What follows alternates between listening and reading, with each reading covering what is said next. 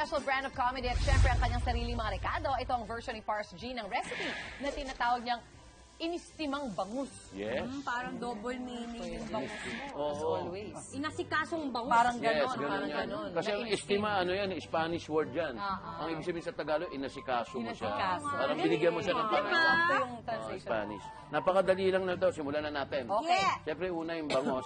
Kunin natin. Lagay na natin dyan. Dinain Puputulin na natin yung buntot kasi actually hindi naman kinakain. Tatapon mo din. So, i-cut mo na yon.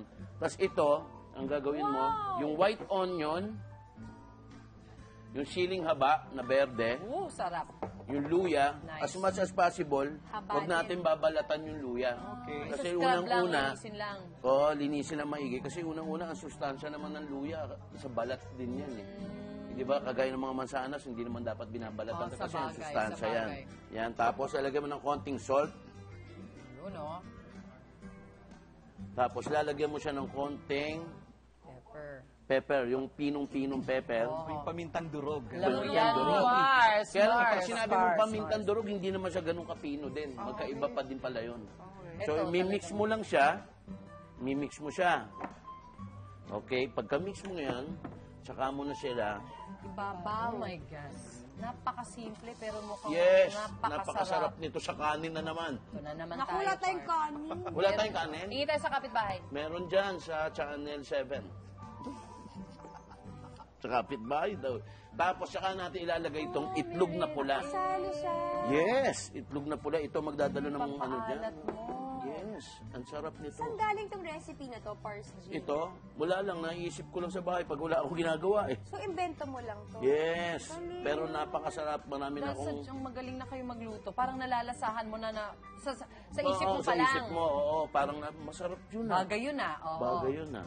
Itong si Pars G, karamihan ng recipes na sinishare mo dito sa amin, parang ano lang, shoot lahat. Yes. Oo, yung parang ano lang, kunwari mamadali ka. Oo, tas iwan mo na. Iwan Pero mo na siya. malinamnam. Oo. Tapos ayan na, okay na siya. Pwede mo Itutupi na ngayon ibalot. Ifo-fold. Fold mo siya. Ayan na.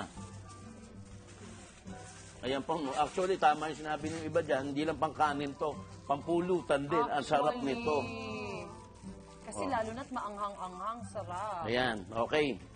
Pag ito ni i-steam natin. Kaya inistimang bangus ni Jean Padilla. At dahil dyan, may good news ako sa inyo. Ano? Dahil alam ko namang sabik na sabik kayo sa mga luto ko. Tuwing mag-guess ako rito, kaninang umaga pa ako dito. Hinanda ko na.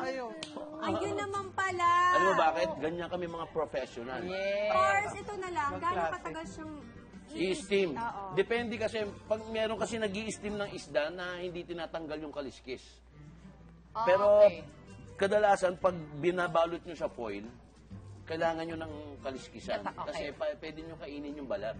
kasi nalalambot lahat yes, naman. tsaka mas madali siyang maluto. Kasi di ba Walang parang shield cover. din, ano, Correct, di ba? correct. So, ito na, okay na.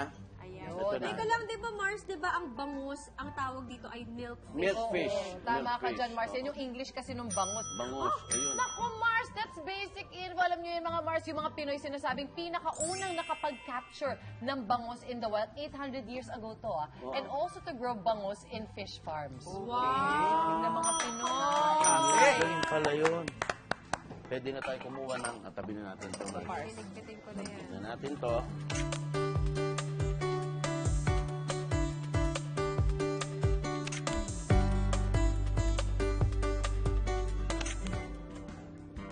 Masarap.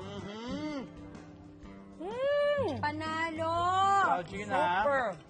Iba! Oh my God. Nakapaloob na yung sausawan eh. Parang ganun Oo eh. parang ano na lang, konting-konting ano na lang. Toyo-toyo na lang eh. Nasawsawan mo na lang nito, oh. Ayun I pa lang love yung it. sausawan. Ayun, Thank you, talaga? Mars Jean! The best. Sa isa namang panalong recipe na sinare mo sa amin dito sa Mars, susunod, aamin ba tayo na nasa tito at tita levels na tayo? Aamin. I-on the spot na natin at sa pagbabalik ng Mars!